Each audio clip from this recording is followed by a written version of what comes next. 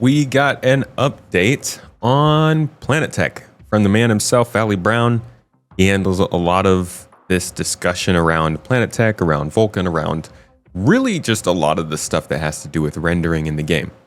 So somebody asked on the Spectrum forums, Genesis status, which is a pristine question. I gotta say, the structure of this is, I don't see how a dev could say no. The body of the actual question, though, says, hello, do you have any updates for the Genesis integration for planet creation in the game, whether in tech preview or live? And to be honest, wow. Okay, so this was asked back May 25th, more than a month ago. And I guess, like, this is... So, I've been complaining about how we don't get as much news and information this year through Inside Star Citizen and Star Citizen Live, but the devs have been more active in answering significant questions on the forums this year. And I appreciate that. And I've never really experienced that with any other game before. That's always been nice about Star Citizen. Glad to see they're still doing that, even though the communications changed a little bit. Now, Ali answered saying, the planet creation aspect of Genesis is progressing well and is a major focus for myself and many others. I can't share a timeline for its release yet, but it'll likely start with one planet before rolling out to others and more diverse biomes, rather than a massive full replacement. This will allow us to roll it out sooner. We hope the rate of planet production after this point to increase significantly due to the massively streamlined art process. We'll come back to that. As for the specific tech features, most of the infrastructure is now done, but there are a few important visual features left, and then 2 major tech changes to achieve the desired performance, and then a bunch of smaller tasks. If I had to put a percentage on it, maybe 75%. Alley, danger zone, man. But it's incredibly hard to be precise. Like, big old thumbnail from these shill YouTubers. Planetary 75% done. Those guys, man. Making stuff up. Can't believe them. Totally gonna, no, I'm gonna use that. Despite whatever it might be as far as like being close to finished, I think these kinds of sentences are interesting. We hope the rate of planet production after this point to increase significantly due to the massively streamlined art process. One big word. Thank you. One big word stands out to me here. Art. Now, art is amazing when it comes to Star Citizen. Star Citizen does fantastic art. Concept art, tech art, any art, it generally is pretty nice. You know, sometimes it's hit or miss, but it looks good in this game. I've never felt like the planet tech process or the addition of new planets to this game was held back by the planet team. I always felt like they were the ones who got ahead. So when I read that the rate of planet production after this point is going to increase significantly, I'm like, okay, cool, that's sick. How about the other parts? And I know he can't answer that. That's you know, there are other things that devs are working on to do that, but like it really comes down to the missions, the factions, the specific people you're meeting that I think makes Star Systems seem so daunting. Because the Planet Tech team, they were on camera like I think 2 or 3 years ago saying that most of their work on the Nix system was done at that point. So from then till now, I'm sure they've done plenty of work, but they're probably also pretty far along on Castra, I would imagine. On the art side, at least. But maybe they're doing a lot of Squadron stuff too, you know? That's always like the wild card. It's like the freaking wild card in the Uno deck. Just playing cards. Gladius. Rowena Dooley. Crusader Industries. Okay. The Messers. Ooh, wild card. Yes. Squadron 42. always something. I know when I talk about Squadron, it sounds like I've got resentment for it, but I'm genuinely really pumped for that game. I'm excited for that game. You know, also excited for Star Citizen. Now, there were follow-up questions here. Somebody said, that's some amazing news. With regards to the starting point, would it be a planet like Microte or something new? Ali answers, I hope you'll forgive me, but I'm going to dodge this question. Plus, plans can change, and I don't want our currently planned planet to lead to any assumptions or speculation. They do have a plan. They have a planned planet, though. Oh. Okay, well, what is it? Terra? Yeah. So it's Terra. Okay, good. I wonder. I'm betting it's a Stanton planet. I feel like Microtech makes the most sense, but who knows? Further questions include: on these systems, does the tech space out the rocks more? Oh, I love this one. With our current planets and moons in game, it can often be a nightmare. Nightmare to drive any tracked or wheeled vehicles with all the car-sized boulders that block all movement. I'm gonna go one step further and say any hover vehicles too. You're at risk flying around with those rocks jutting out. Ali said boulders will be both more dense and less dense. They'll be positioned more realistically, following natural erosion patterns in the landscape. So there will be areas near the bottom of valleys that will be quite dense, but further down the valley, it might be totally rock-free. Hopefully this will make driving more enjoyable and more about picking a good path around the landscape rather than an exercise in dodging randomly spawned rocks. We are also aiming for rocks and rocky areas to be visible from further away, which should aid with route planning, dude. So, to be quite honest, I think what that should mean is, this is gonna be crazy, this might be a little wild, but what do you guys think of being able to store, like, I don't know if it would be a real-time picture, but like a topographical scan of a planet? Because that data is valuable in that case. You know, if they're going to emphasize making paths and route planning through places, if you're trying to run trade routes between like a distribution center and a mining facility 20 kilometers away, and you want this to be a ground thing, I don't know, because maybe you're just weird and you like wheels, it'd be cool if you could be like, okay, go out on a mission, scan the route, bring back the data, and then we can figure out a path that way, rather than having to like fly out there, hover in your ship looking down, write something down, take a screenshot, put it in another app or something. That'd be really cool if we could do that in game. This is nice though. It's good to hear that rock stuff is coming, because we've been crying about rocks for at least 7 years. I mean, since planets have come into the game, which was 7 years ago. So yeah, about that. Arity, friend and member of the community and the org, GII, said, will Genesis allow for increased planet sizes? Oh, here we go. I've got a supporter video about this. It's kind of tongue-in-cheek. I don't really care that much about the planet sizes, but I do think they have the abilities to increase them now.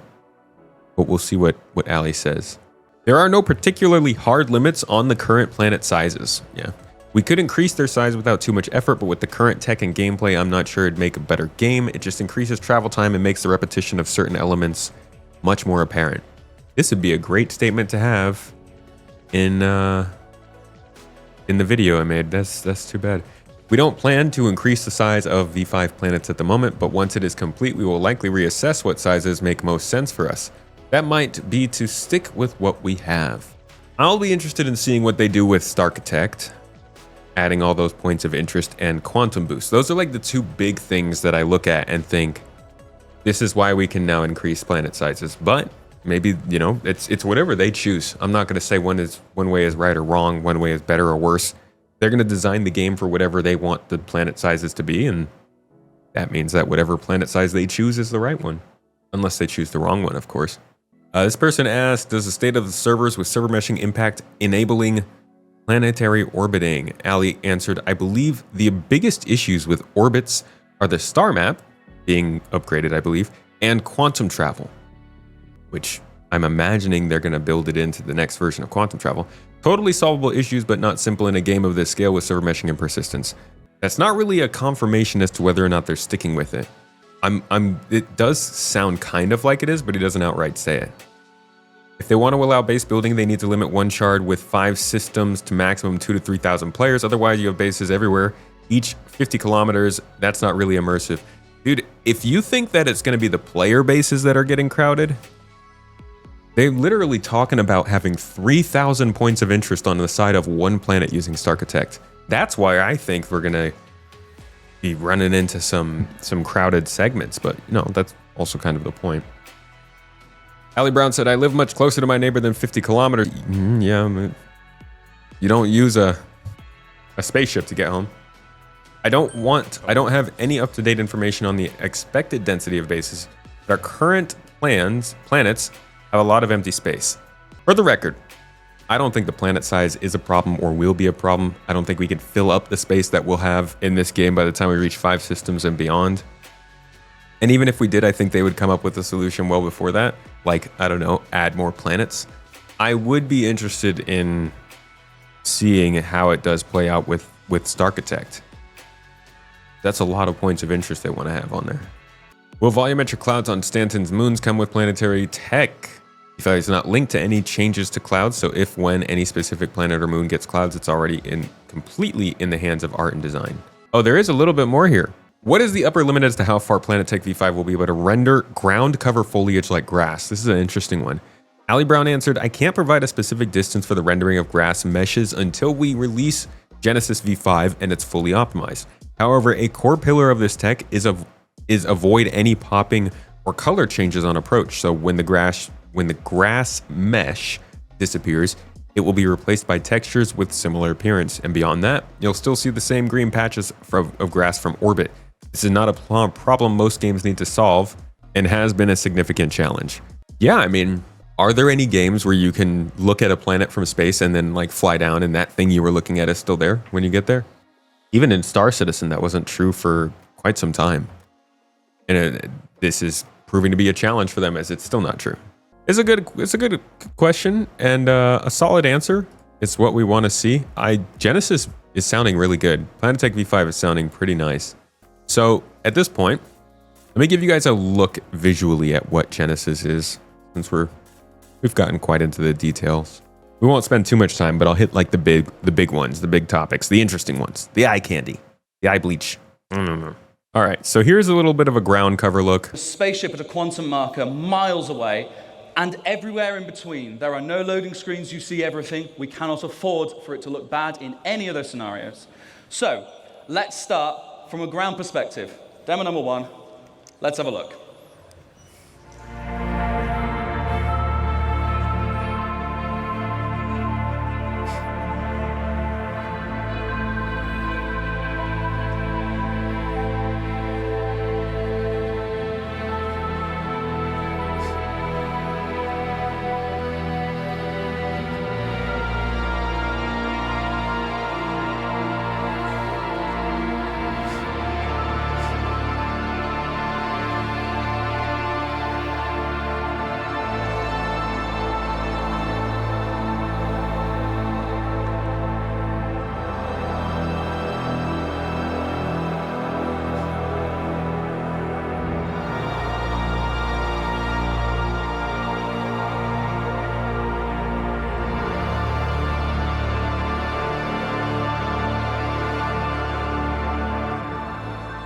The tree density is pretty crazy. In fact, let me take you to where they actually show us what the new tree density looks like.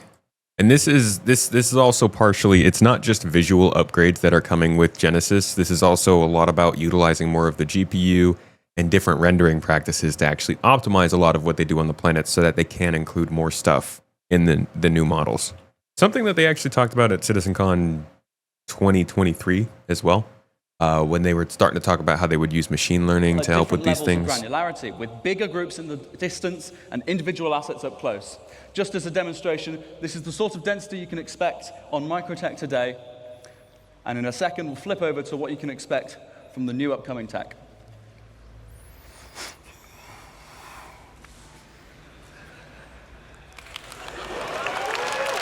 That's freaking... Dude, if it actually looks that different, that's gnarly, man. That's an actual forest. I really do hope that there's some way to clear spaces, because it'd be so cool to be able to build a base way out here in the middle of the forest. So yeah, the density that they're going for is looking a lot better. Then over larger scale, we calculate the age and vitality of each tree individually to drive exactly how high they should be, but also the color of their leaves.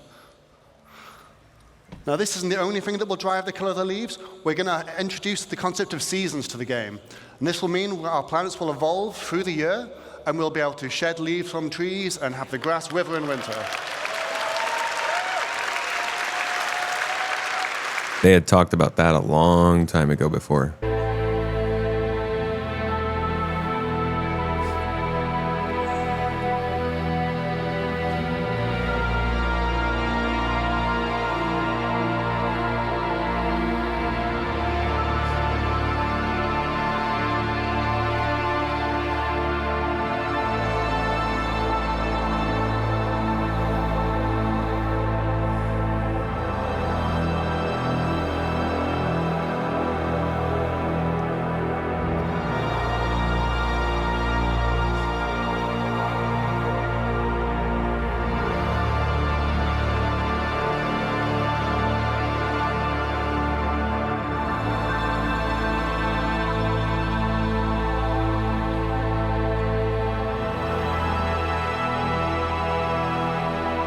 The mountain ranges look much better. They look a lot more logical, kind of localized. It's not just like a bunch of random mountains placed everywhere. They actually kind of flow into each other.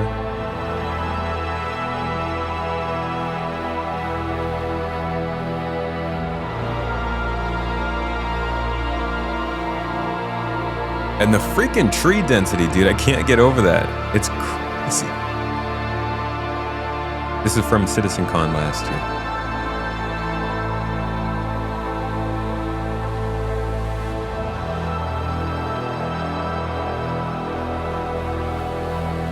This is the Genesis demonstration. This is Planetary V5, guys.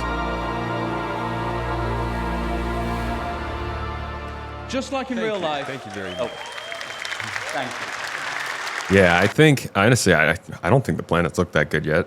I think they're knocking it out of the park with this. And then here is some of what they have to say about like the back end kind of improvements that they're going for. So yeah, with all this new data sets and these physically based spawning rules, you're probably wondering, how is this going to handle in your CPU? We don't want to melt anyone's CPU, so we've redesigned all of this tech to work much more efficiently than before, and now it can run on many cores. This allows it to be run perfectly well on both the CPU and the GPU. So we've redesigned our framework so that we can run it at both and swap between them freely. Now, the benefit of this is we can do things like, first off, move the terrain system to the GPU, and we've now done that to get some incredible performance improvements, but we then also cache the results in something we call a virtual terrain texture. I'll give you a quick demo of this now. This is now... This is a good one. This is pop-in problems. I really can't see it that much here, but like when you fly fast, you notice pop-in quite a bit, so I'm glad they're handling that. Vastly faster than the previous system, but it also allows us to generate the terrain in much higher I do not have an ad blocker. Which means all the popping you can see on the mountains as we're approaching, all of that should be completely eliminated on the right-hand side of the screen.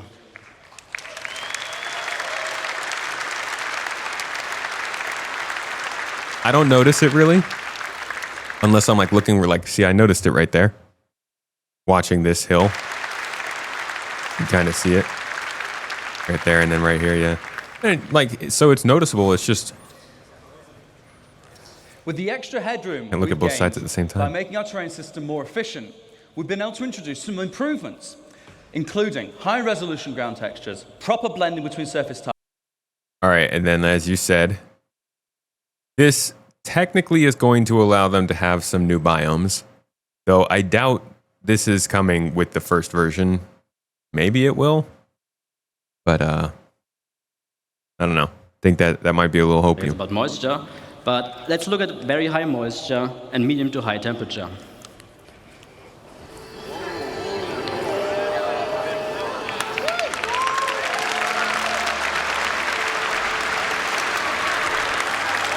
So they'll be introducing swamps. These will undoubtedly be on Terra. Not sure where they would be as of right now, though. Maybe Hurston? You might see swamps in Hurston.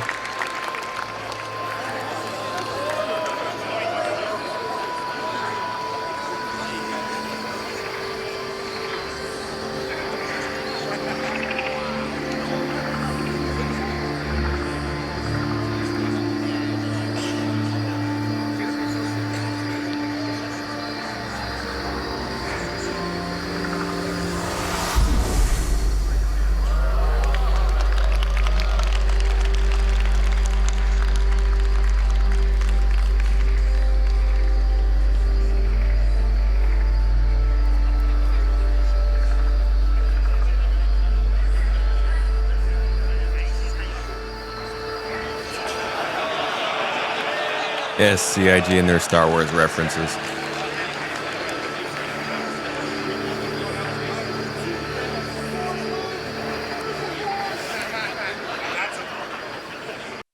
So that's one biome. Here is another one that they are working on. Again, they say this is part of Genesis. I'm not sure it's something we'll see as soon as it releases, but these are the sorts of optimizations and things that they're doing to make these biomes possible, or at least those optimizations they talked about are why they're making these possible. Maybe this will also be a Hurston possibility.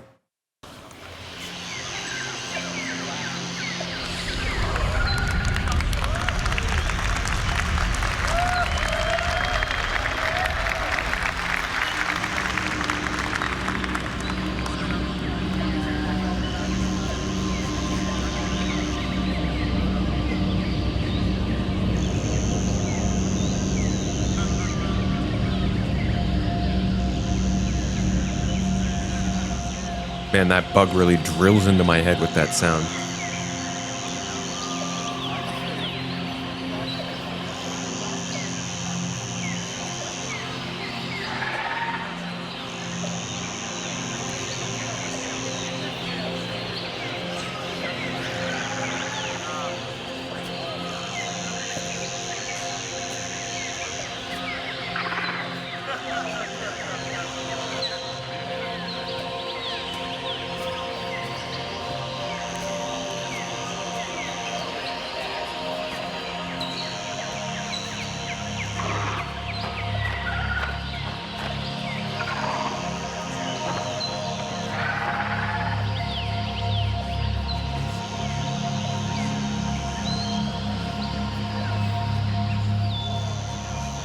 Honest, with the density too, I love how it creates a canopy. It's beautiful. Hopefully it looks like that. Now we just need some menacing fauna. Bog standard alligator. I've got one better for you. It's not bog standard, but it is an alligator. Check it out. This is part of their old concept art. You have to wait for it to populate. In their old concept art, they did have an alligator. Who knows if they will ever move forward with it, but they were thinking about it. This would be crazy to run into in a swamp. I would not. I would literally never come back to that planet. So maybe we do get the gator at some point. The third and final biome that they showed off for this was more of an extended forest, kind of like a pine maybe. This is something I could see being added to Microte for sure. And Anno, yeah, I do think some of these might make it to Stanton in some way. Barely.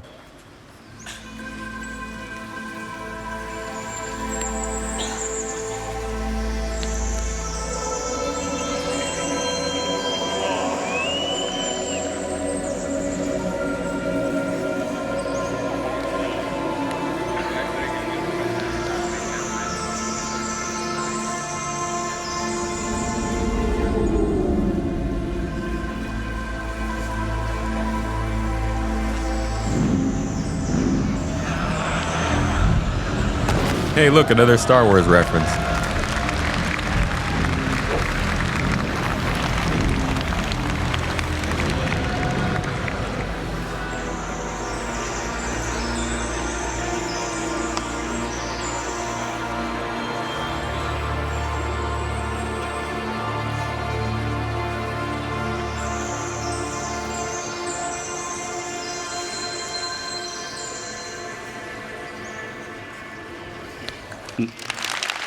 Okay. And then finally, the last and one of the more significant parts of this whole presentation is Staritect, a program that they've been working on throughout the year that is meant to actually populate all these planets. You know, people oftentimes will be like, yeah, the planets are cool, but they're all empty. What you gonna do with them? So that's what this tool is for. And this is part of Genesis. Don't know if it's coming out along with that first introduction of Genesis. But I think this is the kind of thing that they'd want a planet. They would like to test on one planet first, so I could see that being part of it. Genesis data and all these new libraries and chuck it into Staritect and see what it gives us. As you can see, we're now able to make full-size locations, and they will look completely different based on where you'd find them. The layouts are controlled by the rules, and it will reflect its place in the verse. We've got farms, mining outposts, but even our older locations, such as the bunkers that you found on Stanton.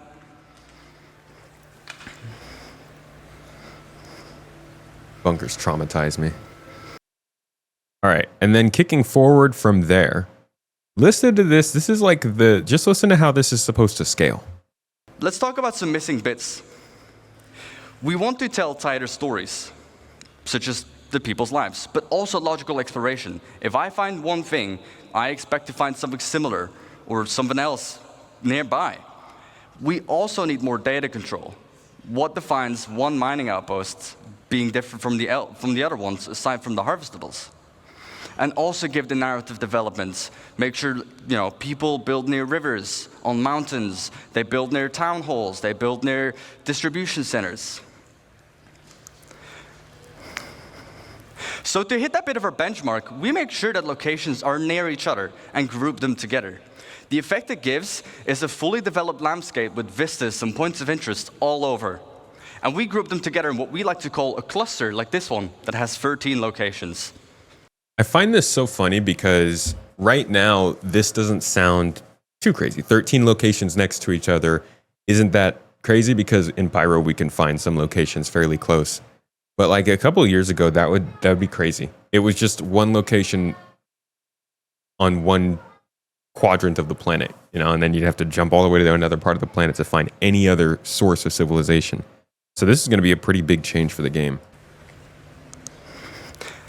Let's talk about clusters. Clustering means generating locations near other locations. So, for example, if you find a distribution center, just like in the verse currently, I would find forward operating bases next to them. But if you go even further out, you'd find mining outposts to funnel those resources to the FOBs. Go out even further, you'd find caves around them, because that's where they might find some of the gems. And then we can even specify the data on a cluster level. All of the factions that live at this whole cluster, any mining outpost, that would be the same people, but also what commodities they sell, to find on what resource you'd find. So let's look at an example of the clusters. We have our mining cluster. Again, we can define what rules we should have. Rules, well, near a resource, just like our mining outpost, but also it needs to be on a lawful planet. We can target on a planetary scale where they would need to be. They need protection. As for the targets, well, caves, mining outposts, but even trade posts. Let's go to the other side of the spectrum. Before I do so, I forgot data. We can, on a cluster level, specify, again, what mineral commodities, but also what harvestable types you'd find are in that region. I'm going to jump forward a little bit here to the last part of this presentation. So, now that we have a cluster, let's go even bigger. Just like our locations, we can put clusters near other clusters, and we group them together, ranging between 10 to 15 locations each. And we group this into what we call a sector. Like this one, that has about 120 locations. However, on a planetary scale, we can define how many sectors we should have, with each their own data and persona. And every single one of these locations is now ready for the mission system to hook up and give you gameplay, and for you to find a bunch of places on your own. And just on this side of the planet, Stop clapping, damn it. We've got about 3,042 locations. That's exactly what I was going to guess. It's like, yeah, And again, big number. It's an impressive number. And obviously the first question that comes up is like, okay, but plenty of games claim that they're going to do a whole bunch of stuff and then it gets repetitive. I would suggest watching this panel. Is it from CitizenCon 23? This, I think, explains a little more about how they want to diversify on the more micro scale, whereas that presentation was more about the macro scale. I think this has started to go into practice to some degree in Pyro, and it works to some extent. Pyro really kind of just seems broken and dirty everywhere you go, so there's not as much contrast. I think once they can bring this sort of diversification in locations and archetypes to Stanton, it'll be more noticeable. But yeah, they definitely need to build a massive library of internal and external modules in all these different types of archetypes or architectural styles so that we're not seeing the same thing 2,000 times on one planet. But each outpost couldn't be too large without there being some obvious repetition between the modules used. So let's have a look at that library today. So they need to do this like 5-fold for each of these architectural styles. That's going to be a lot of art. Lots of art. All right, let me go back to Genesis real quick, see if there's anything else there. The other stuff in Genesis was about actually like AI and stuff. believe it or not. Level of depth that goes Perception, beyond what we have. AI So the outside locomotion, environment how can they change, respond to the visual changing speed will environment. not be present, and PC can be anywhere. And if it's a bright day, well, we will be more visible, but our enemies will also be more visible. And if you choose to attack at nighttime, well, we'll attack in shadows. During darkness, it's going to be a bit harder to see our enemies, but we will also be harder to be spotted. And it will give us more opportunities to be stealthy and sneaky. How do we do that?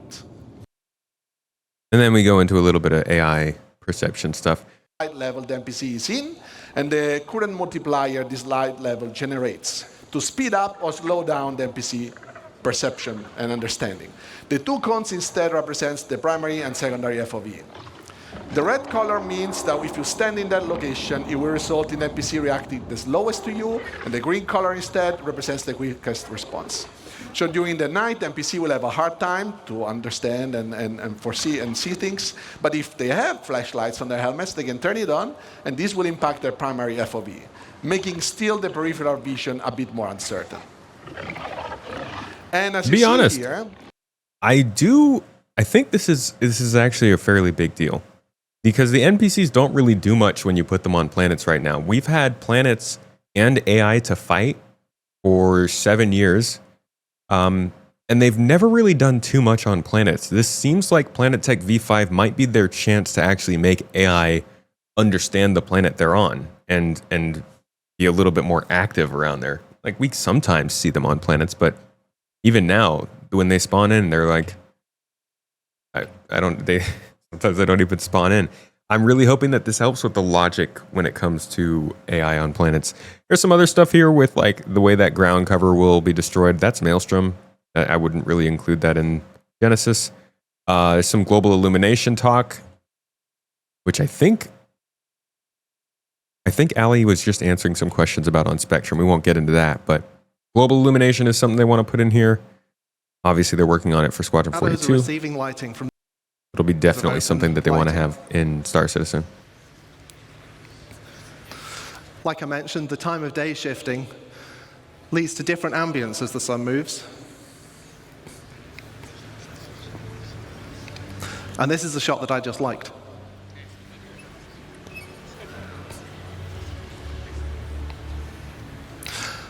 Finally, let's see how the new GI system can brighten up your character's day.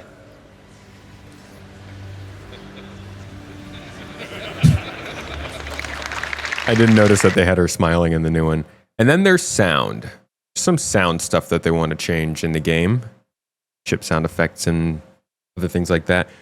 A lot of these are, though, part of Genesis, but not necessarily Planetech. So I'm not sure which of these parts are, Ali is referring to. They might not be all this. It might just be that first section we were watching about the biomes and scattering and all that kind of stuff. So there's one more example for you. As the voice of Pips power up, I need to get some proper placement in. So there's one more example for you. Now finally, not finally, we have ship weapons, so listen to the fire rate as the ship approaches the camera here, giving you a bit of a sense of threat.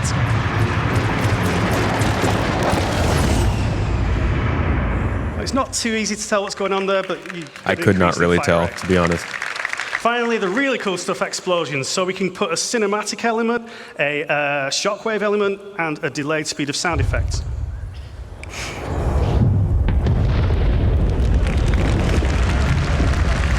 I can tell what's happening there. And that's way too cool to do just once, so we're going to do it twice more from further distance. So again, cinematic effect first when you see it. Shockwave, and the explosion itself. Hey, it affected the fire. And the explosion itself. Little canned animation whenever it gets like a gust or something. Completely driven by parameters in the game, so we can do this for real. Whenever you drop a Moab. One more.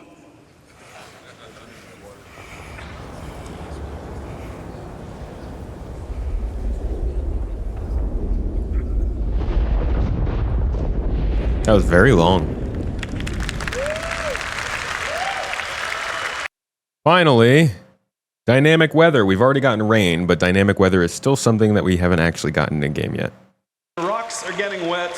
Vegetation, grass, and the overall environment are responding to the weather. The system is changing the world around us.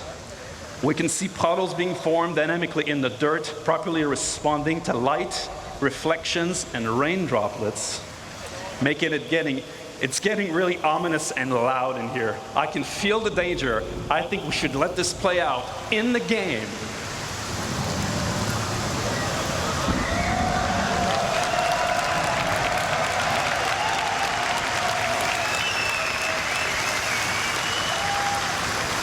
What do you guys think? This is a squadron build? Weather is supposed to be fast in this location.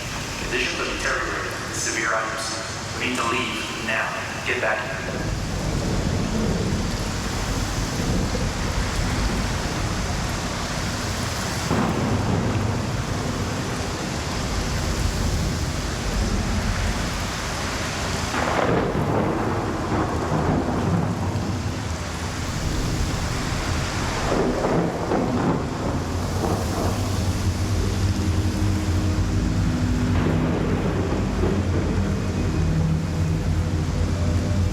I'm getting out of this suit now. Powering up, flying out. We'll need to switch to IFR. See you on the other side.